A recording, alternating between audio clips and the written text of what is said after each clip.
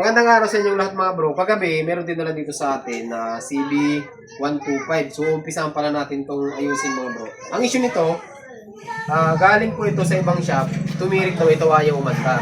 Nung pinacheck mga bro sa shop, ang declare or ang diagnose ng ang diagnose ng mekaniko ay papalitan ng medyo maingay eh. Nasaro kasi tayo mga bro, mayroong mga dumadaan dito. So, ang declare ng shop mga bro ay papalitan ng stator. Kaya ang ginawa na mayari, pinull up. So, nag-second option siya. Kaya dinala dito sa atin. Kinarga ito mga bro sa sa 4 wheels. So, ayun na nga mga bro. Doon sa mga naka CB125, bibigyan ko lang kayo mga bro ng mga basic tips. Kung CB125 yung motor nyo, dapat alam nyo yung mga basic o yung mga wirings ng motor nyo para hindi kayo naluloko ng mga ibang manggagawa. At yan mga bro, bago natin umpisahan yung mga bago pa lang dito sa ating channel, huwag nyo kalimutan mag-subscribe para po palagi kayong updated kung yung mag-upload po tayo ng mga panibagong tutorials. So, tara!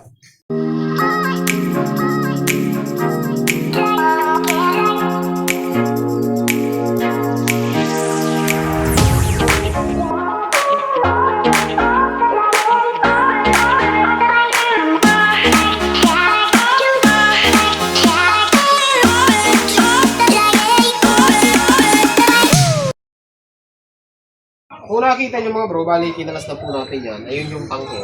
Tapos ito yung mga pins. Bali umpisahan pa lang natin siyang ayusin mga bro. So sa mga naka CB125, dapat nyo malaman yung motor nyo ay battery operated. Ito po yung CDI nya. Ayan. So dahil nga ayaw umandar, syempre ang unang iisipin natin mga bro dito ay maingay. Mga bro, maingay sa lugar namin. Pensin na kayo. Ay unang chinik daw, na-check daw ito ng doon sa shop, sabi ng mayari ay wala daw kuryente.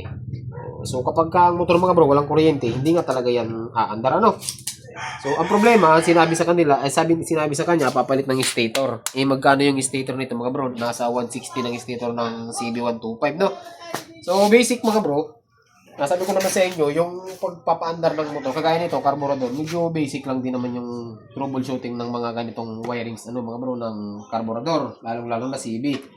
So, sabi ko nga sa inyo, 3 bagay para umandar yung isang unit o isang motor. Unang-una, kuryente. Pangalawa, gasolina. Pangatlo, yung compression. Ulitin ko, paulit-ulit tayo dito. Alin man dun sa 3 wala, hindi aandar yung kuryente. For example, meron kang compression, bagong overhaul, magandang compression. Full tank yung gasolina, maganda yung carburetor kahit brand new. Pag walang kuryente, wala, hindi rin naandar. So, paikot-ikutin man natin, may kuryente, may compression, walang gasolina yung tanke, hindi rin naandar. May kuryente, may gasolina, singaw ang barbula, hindi rin naandar. Dapat kompleto yung 3 na yun mga bro. So unahin na natin yung compression nito. Ayan o. Kung makikita nyo naman, napakatigas na sipain. Ayan o. So doon pa lang mga bro, magkaroon tayo ng idea na wala sa makina yung problema ng motor na ito. Pangalawang check natin, dito tayo sa kuryente mga bro. Ayan o. Basic troubleshooting to mga bro. Pakinggan nyo, hindi ko na ulitin to. Tanggalin nyo lang yung cap para malaman natin may kuryente. Idikit nyo. Ayan, kahit i-on natin to. Ayan, pag in-on nyo yan. Ayan, wala talaga. Wala talaga nalabas. Ang isa pa dito mga bro, yung neutral wala. Normally kasi yung mayroong mga CB125 na walang starter. Kagaya nito, walang starter. Pag in-on, patay siya. Pero sabi ng mayari, yung battery daw nito gumagana. Ang problema, natuloy yan. Ngayon, wag muna natin itong ikabit ha. Ayan, wag na natin ikabit mga bro. So ngayon, meron tayong na-check. Tignan mo bro, yung tangke niya may lamang na gasolina yan. Ibig sabihin, wala dyan yung problema kasi yung carburetor nito ay bagong linis na din. So magpo-focus tayo ngayon sa kuryente. Kasi doon sa 3 sinabi ko sa inyo, sa fuel system, carburetor, may gasolina tayo, wala tayong magiging problema doon. Yung compression, yung barbula, yung piston, yung block, wala rin tayong magiging problema. Ngayon, ang wala sa kanya is kuryente. Doon tayo magpo-focus. Ano ba yung mga nakapaloob doon kapag wala yung kuryente? Unang-una na dyan mga bro, ignition coil. Kaso ang ignition coil ay bibihira po masira. Huwag kayo doon mag-focus sa ignition coil. Ignition coil, yung supply niya magagaling yan dito sa CDI. Okay, ito naman yung CDI, yung tinatawag na capacitor discharge ignition. So kapag ito sira, wala rin to. Wala rin yung spark plug, hindi talaga handa. Ngayon, bago pumunta dito mga bro, meron siyang wirings. Ito sa inyo. Ang wirings nito, apat na wire, marami nang tinusukan, no? Apat na wire Ayan, mabilisan lang mga bro. Yung red, galing ng accessory wire. Yung green, ground. Yung blue, pulser. Yung black na may yellow, yun yung supply ng ignition coil. Ganun yung wiring nito. Ngayon, para malaman na natin yan mga bro, wag muna agad kayo ipapalit ng parts. Kasi, dito, alin man, di ba, upper wire siya. Alin man na mawala dyan sa isa. Halimbawa, yung isa dyan, naputol, hindi gagana yan. Naputol yung green, hindi gagana. Naputol yung pula, hindi gagana. Naputol yung ignition coil, hindi gagana. Naputol yung pulser, hindi rin sa gagana. Kaya, napakahalaga na i-troubleshoot muna bago kayo magpalit ng pyesa. Okay? So, yung gagawin nyo dyan mga bro, isa-isahin nyo kaso shortcutin na natin. Shortcutin na natin, hindi ko na ipapakita sa inyo kasi haba lang yung video natin. So, titingnan nyo lang. For example, kagaya nito mga bro. Bigyan ko lang kayo ng idea. Oh. Kasi mga bro, mahirap magpalit ng pyesa. Ayan o. So natin, try muna natin to kung gumagana. Ay, ayan o. Yan. Di ba, kita nyo? Malakas yung test light natin. Yun natin, try natin dito sa kulay pula. Kasi yung pula is yung accessory wire. Pag sinusin nyo, dapat meron to. Kasi kapag wala to, ayan o. Napakahina, mga bro. Ayan o. Kita nyo, napakahina. Ba't dito napakalakas? Ay, humina na rin. Ito, mahina na rin. Yun ang problema. Isa sa problema, mga bro. Ang unang gawin nyo dyan, pinakamadaling paraan, mga bro, tanggalin nyo yung CDI muna. Yan, tanggalin natin yung CDI. Tapos ulitin natin. Ito, malakas na. Diba? Dito, try natin yung output. Sa regulator pala, mga bro, 5 wire po ito, 2 dilaw. Kung makikita nyo, puro na sugat, oh. Pinag-ano nila. Ayan, oh. Dami ng sugat. Hindi tayo yung may gawa nito. 2 dilaw galing ng stator or papunta ng stator. Yung green, ground.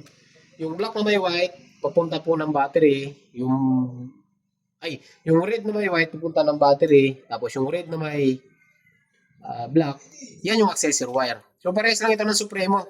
Kung dun sa mga nagtatanong, kapares lang siya ng Supremo. So, check natin to. Yung sa rectifier, mayroon yung galing ng battery, yung accessory wire, meron. Pag pinatay ko to, wala siya. Okay, pag inon, meron siya. So, dapat itong black, na may stripe na dilaw, ay na black, papunta dito yan mga bro. Mayroon. Diba? Mayroon siyang positive, check natin yung negative. Meron din mga. Ngayon, paano ba check yung ignition coil? Madali lang. Test light sa positive. Tapos i-check nyo yung supply ng ignition coil, which is yung black na may stripe na yellow. Mayroon. Kapag hindi umilaw yun, sira na to. Or may putol dyan. Meron ang pag-check mga bro gamit yung test light na. Ngayon, kung gusto nyo pag-aralan kung paano i-check yung rectifier ng CB125, ng CDI at saka ng ignition coil, mayroon po tayo nito sa YouTube channel. Puntahan nyo na lang. So dito mga bro, meron tayo napansin. Kita nyo yun? Ulitin ko lang ha. Ulitin ko mga bro. Pag kinabit sa negative, malakas yung supply. Pag kinabit yung CDI, nawawala, umihina yung supply. So, ang ibig sabihin mga bro, dito may nag-short dito. Kasi itong CDI natin, mayroong mga electronic sparks yan sa loob. Mga resistor, mga diode. So, maliliit lang. Short na to mga bro. Ngayon, ano ba yung pwedeng ipalit dito na CDI? Kasi wala tayong stock mga bro. Ngayon, sa 4-pin, hindi rin ito pwede sa 4-pin. Kasi yung kuntil ng ano nito sa magneto napakahaba. So, kung umandar man to sa 4-pin, sigurado palyado. So, pwede nyo kapitan ng 4-pin kung walang-wala. Magmumodify kayo ng pwedeng sa pulser or sa magneto. So, hindi po kasi natin nasubukan. Yan, subukan natin dito mga bro. Ito. Mayroon tayo dito. Ayan. Meron tayo mga CDI ng Supremo. Ayan. Ito ay replacement lang, hindi siya original. Ano ba to? Yakimoto. Yan, Yakimoto na CDI po ito, pan-check natin sa mga Supremo. 6-pin siya, pero yung dalawa dito, baliwala na yan. Huwag nyo nang gagamitin yan kasi wala talaga yan. Kapag kahit sa stock ng Supremo, meron din ganito, pero hindi siya nakakabit. Itong 4 na to, pasok na pasok dito yan mga bro. Ayun o. Tiyan nyo ha? O, salpak ko. O, salpak natin.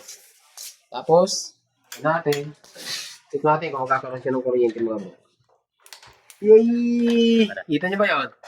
O, siya pa. Yun o. Kitang-kita, no? Yan, try natin paandarin kasi baka wala nang gasto. Ibit lang natin mga bro yung ano. Hindi na natin chinik yung spark plug mga bro kasi i-check mo yung spark plug dyan. Sa una pa lang, kung wala kang kuryente, wala rin yun. Kahit anong paulit-ulit ang gawin nyo, wala rin talaga. Basta ang lagi ko sinasabi sa inyo mga bro, kung umpisa kayo dun sa mga basic, huwag muna kayo magpalit. Ang baga, ito yung lahat ng wires, chinik nyo, okay. So, saka kayo magpalit ng pyesa. Kasi meron naman tayong paraan para i-check yung pulser, meron tayong paraan para i-check yung coil, meron tayong paraan para i-check yung rectifier, yung stator, meron tayong paraan.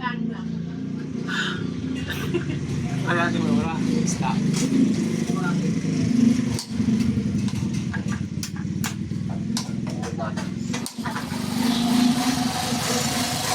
Anis, bandar na po. Yan o. Yan mga bro, gano'n lang. So hanggang dito lang yung video natin. Shoutout kay... pangalan may-ari nito. Kay bro. Shoutout kay bro.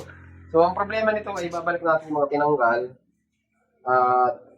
CDI, bili ka ng pang CB, pero kung gusto nyo mong bayaran to, pwede din naman.